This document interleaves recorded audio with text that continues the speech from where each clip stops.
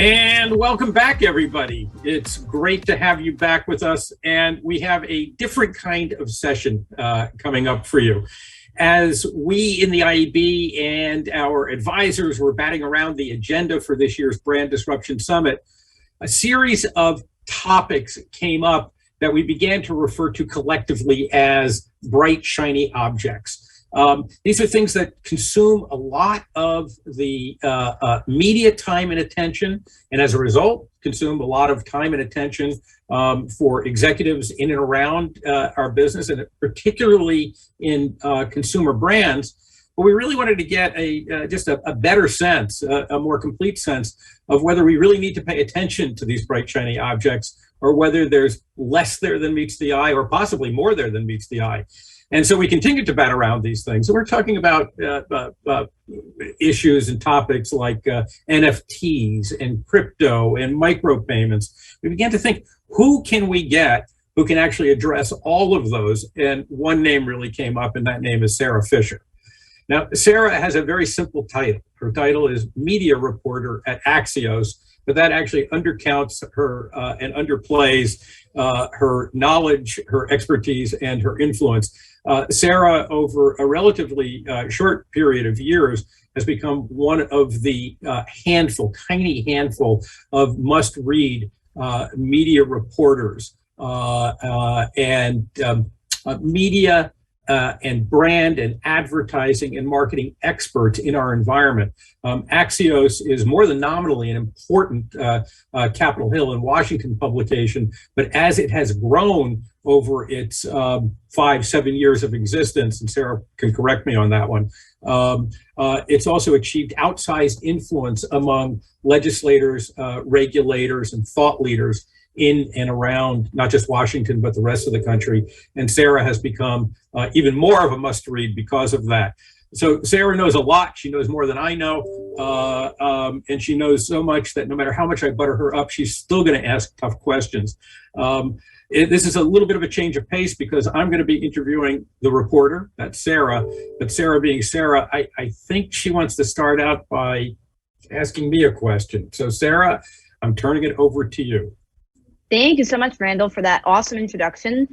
I really appreciate that I get to be with you today to talk about some of these topics because honestly, some of these things still stump me. They're so new, they're so unique that we're trying to figure out as practitioners, as somebody who's at a media company, but also talking to publishers and technologists and marketers all the time, what it means for them. So let's kick it off with news of the day. You probably saw the report last night that Facebook is considering rebranding, and part of that might be to think about how the role that they're going to play now that they're trying to become what they call a metaverse company. So my question to you, Randall, just to kick it off, what do you make of this whole thing with the metaverse, and what is that going to mean eventually if this thing really comes to fruition for marketers, brands, advertisers, publishers, etc.? So I was afraid you were going to ask me something like that because that's what I wanted to ask you about, was the metaverse. And I don't have a simple answer for it yet. If we just want to kind of tackle it from the standpoint of the news of the day, you've read what I've read. You've probably reported on it already, that Facebook is looking to deflect attention from some of its more recent travails. I doubt that that's the impetus here. Mark Zuckerberg has been talking about the metaverse and making investments, significant investments, for a number of years. I think it would be foolish to say that the concept of the metaverse is irrelevant to the future of marketing, media, play, knowledge, entertainment. It's obviously going to be relevant. It's very difficult to say when that relevance will be fully felt. I mean, I'm old enough to remember Second Life. In fact, I think I still have the link on my Mac desktop to Second Life, although I haven't clicked on it in a while. And Second Life was a hot, big wow startup. It was arguably the first flowering of what we're now calling the metaverse. And it kind of looked like it died without a trace. Now, of course, it didn't die without a trace. All the things we're seeing today in AR and VR kind of build on what Second Life did. In turn, Second Life built on what the original gamer industry was doing back 20, 30 years ago.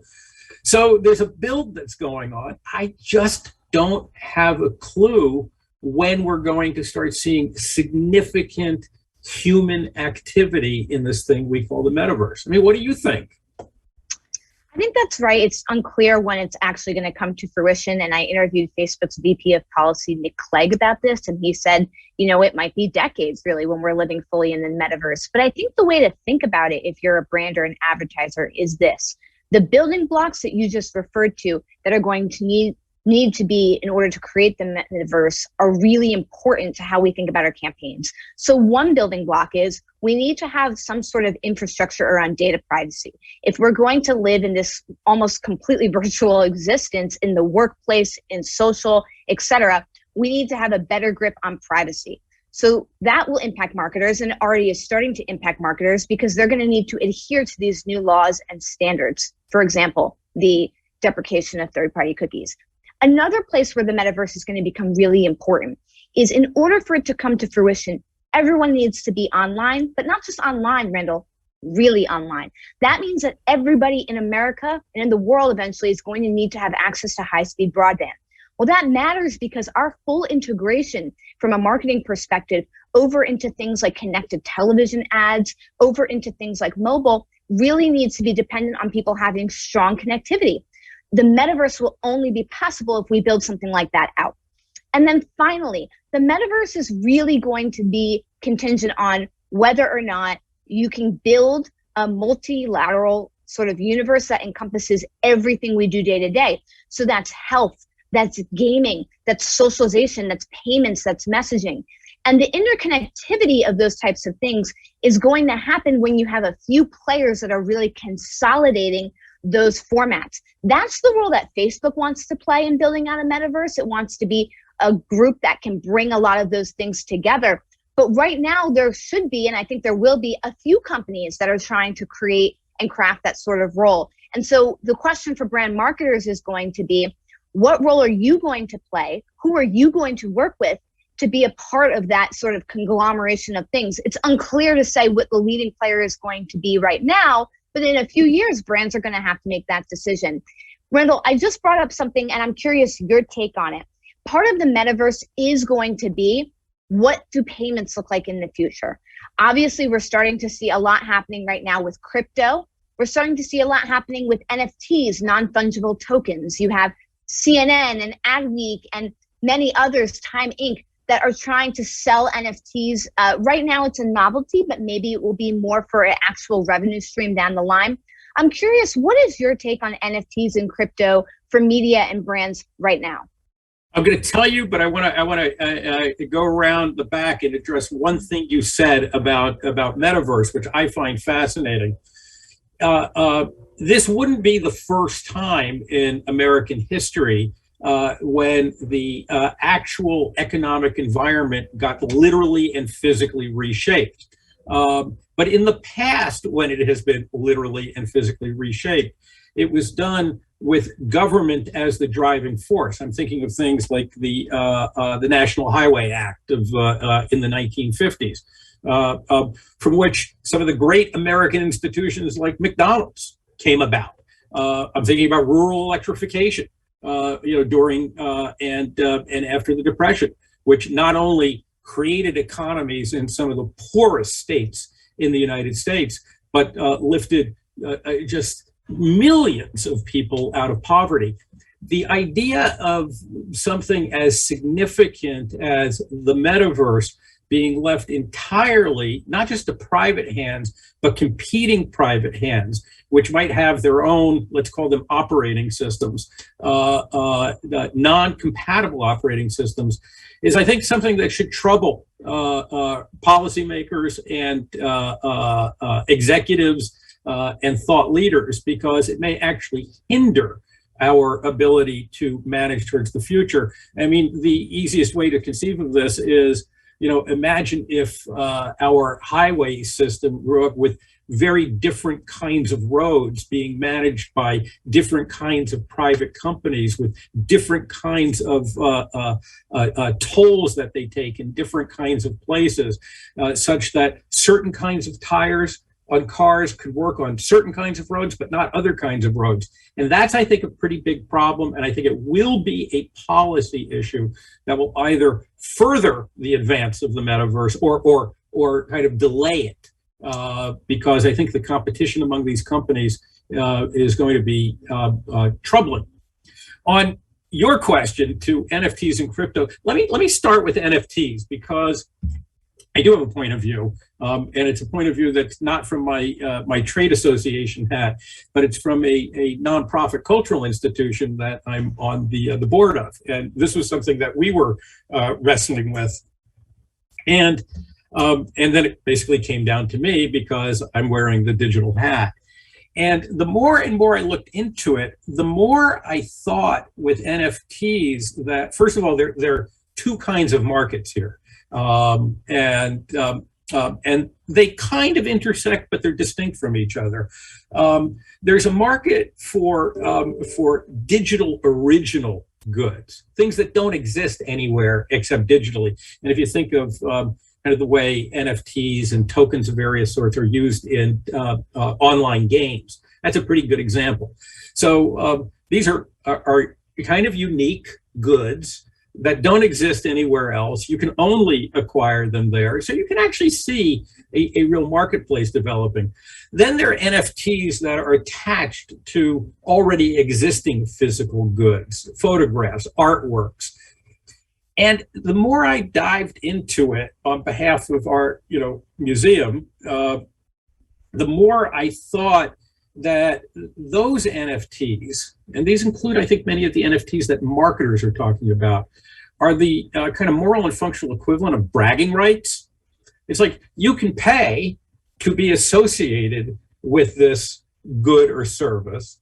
The fact that you paid and that you are an owner, one of a group of owners, is something that gets displayed somewhere. But you don't have the physical good. You don't own it. I mean, you could display it on a big Vizio screen in your living room if you want. And it just kind of struck me and struck all of us on the board of our museum that it was kind of more like selling, Alice Tully's family the opportunity to put her name on Alice Tully Hall, or Andrew Carnegie endowing Carnegie Hall. Now that's not insignificant. I mean, those bragging rights count for, untold millions of dollars of investment in institutions that create real value in the world. But it's not clear to me. It's really, really not clear to me at all whether those kinds of bragging rights attach to the kind of commercially oriented goods that most consumer products companies, come out with. I mean, yeah, baseball cards are one thing, but I don't know what just to pull a name out of the hat, what a Kellogg's or a Ford Motor Company can do with NFTs. I mean, you have a different opinion, or does that strike you as right from your reporting? Yeah, I think that's right. I think we're still experimenting, though. It might be that there is a value that we can't unlock or we can't see quite yet until the whole entire ecosystem begins to develop some sort of structure around it. So, for example, NFT auctions one day could be a really compelling way for brands to come together and to connect with their consumers. So I think it's a wait and see game similar to the metaverse. But Randall, while I have you, let's move on to something that's very closely linked to NFTs, but is a little bit broader. This notion of the creator economy, where almost anybody can be an entrepreneur online, a content creator that connects directly with their audience. It sounds amazing, right? It sounds like it's totally going to democratize media. But I read about this the other day. Still only the 1% of creators are the ones that get most of the brand deals. They're the ones that get most of the advertising spend. You will have some niche brands work with some niche creators, but they're not, thriving the same way that others are. I'm curious your take on the creator economy and how brands should be thinking about it and getting involved. I think it's probably one of the 2 or 3 most real things that consumer brands need to be thinking about, strategizing about, and executing. I think it's not only I think we can prove that it's bigger than most people believe it already is. We released in October, as you know, because you broke the story in Axios, we released our fourth quadrennial study on the economic impact of the market-making internet, advertising, media, and the various other contributions to the economy. The headline numbers got the most attention. That the internet now accounts for, I think it was 12% of GDP. Up from negligible in 2008, and there's 17 million jobs that can be directly or indirectly tied or generated, by this internet economy. But within those numbers were some very, very interesting ones. The one that leapt out at me when I was reading one of the early drafts of the report is they're now the equivalent of 200,000 full-time employees. Now that's FTE equivalents, so it's a hell of a lot more than 200,000 people, but it equates to 200,000 people. And that's roughly the same as the current memberships of SAG-AFTRA, Equity, the American Federation of Musicians. In fact, I think 4 or 5 of the major talent unions combined. That's an astronomical number. I'll give you another number that most people kind of don't know, so they're not able to kind of cogitate it. As we speak, this changes, a little bit every day, but right now there are 8 cable networks in the United States that have average daily ratings of 1 million households or more. There are 22,000 YouTube channels with more than 1 million subscribers. Now, I'm aware, you're aware, that a subscriber is not equal to a rating point. So this is a little bit of an apples and oranges comparison, but it still gives you a sense of the scale of this creator economy. So, we might say, it depends upon your perspective, you might say, oh, it's only 200,000 people are benefiting here. Only 200,000 people or their equivalent are making $55,000 a year or more at being creators. And I would say, my God, 200,000 people are making their own way without the gatekeepers that basically subjugated me when I was a freelance writer trying to get going. So I think this is astonishing. And this democratization and decentralization of not just creativity, but of audiences for that creativity is something that that brands actually they have to adapt to. If they haven't adapted to it already, they're already behind a pretty significant curve. Are you still skeptical? Are you still skeptical though? Am I still skeptical about the creator economy? Yeah.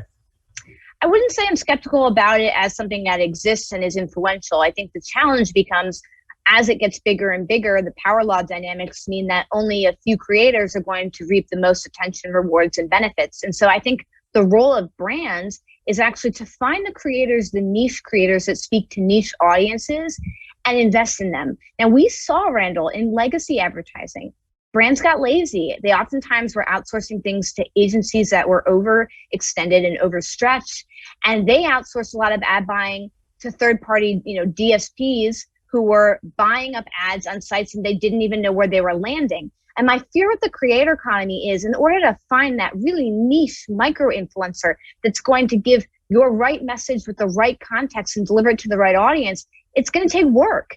And we've seen in the past where brands outsourcing that work have sometimes gotten themselves into tricky situations where their content has aligned in places where it hasn't been really brand safe. And so I guess my concern is that I think that there's a great and enormous opportunity for brands in the creator economy, so long as they don't replicate the same mistakes that they made in the digital economy, which is outsourcing a lot of your brand adjacencies to a place where you didn't necessarily know where things were going to end up.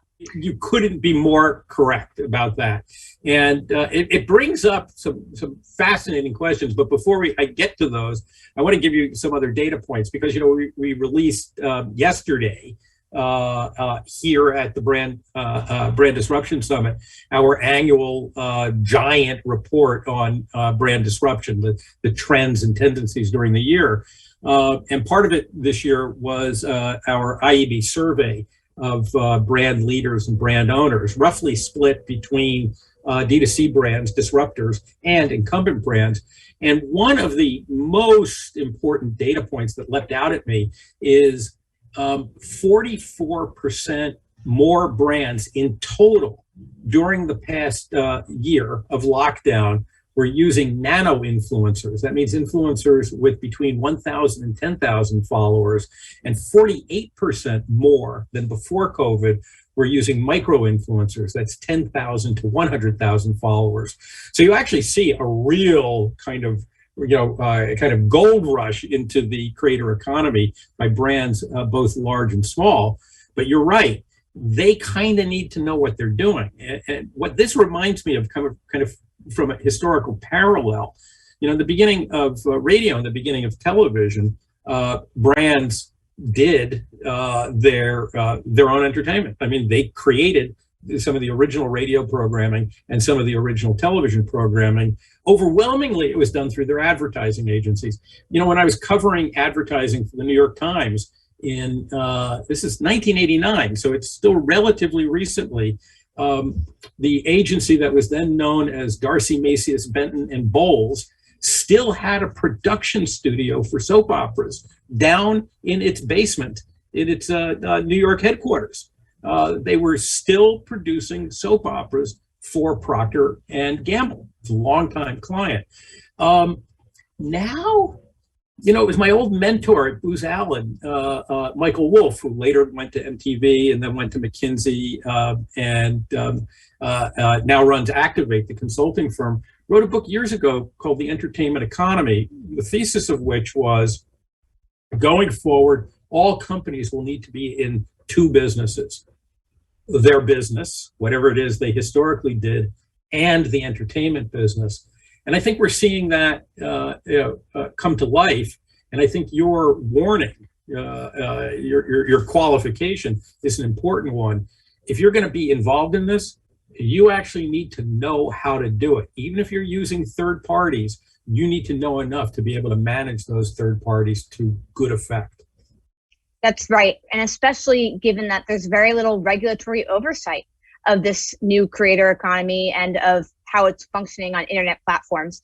Randall, we have just time for one more question. And at Axios, we always like to leave off on one fun thing. So my one fun thing question for you: we heard Netflix last night in their earnings report talk a little bit more about their investment in gaming. And I thought that was interesting because I think more companies, look at the New York Times, now Netflix and others, are getting into gaming as a way to connect better with their audiences, bring them closer to their journalism or their entertainment franchises. What is the role that brands should be playing when they're thinking about games, sponsorships, and getting into the medium overall?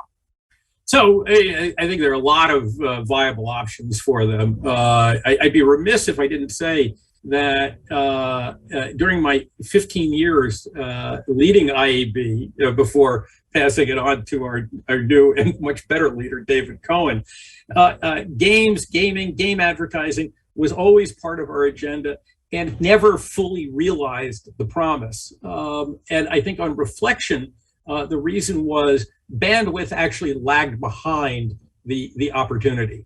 And what we've seen, both with the switch to mobile over the past, say, 7 years, and just faster and faster bandwidths, both in mobile devices and home connected devices, you now see kind of interactive gaming, online interactive gaming, really kind of up there as both a mass participant sport and a mass spectator sport. That's what Twitch has brought to the party. So it seems pretty clear, and we already see it in the data, that from a spectator perspective, this is a massive marketplace. It's already having a significant negative influence on pro sports. So Major League Sports is either going to have to find a way to embrace gaming or to find more effective ways to compete with online gaming, because the Gen Z audience and even millennials and increasingly women and others who are not part of the gamer universe are gravitating towards these environments. So I would say the spectator side may actually be slightly more important than the participant side. But on the participant side, I think the one kind of the one rule, the one principle everybody has to follow is don't screw around with the user experience, because if you do that, you're going to be dead, and the games that are accepting your advertising are going to be dead. So I think this is a very interesting test case of whether creators and advertisers are going to be able to find accommodation by which the creators are really going to lead the way. That to me is kind of an obvious principle. What about you? Yeah. No, I totally agree. You're starting to see people experiment with bringing advertising to console games, which is notable. Mobile games have always had advertising, but console game makers have been hesitant to introduce it because they don't want to disrupt that experience. But I agree. I think there is a way that advertisers can become more involved, whether it's advertising or in-game payments, things like skins and trying to sell merch within games. I think there's plenty of opportunities. But to your point, Randall, as long as they are done right. We are out of time, so I just wanted to say thank you so much for having me today, and thank you to IAB for hosting.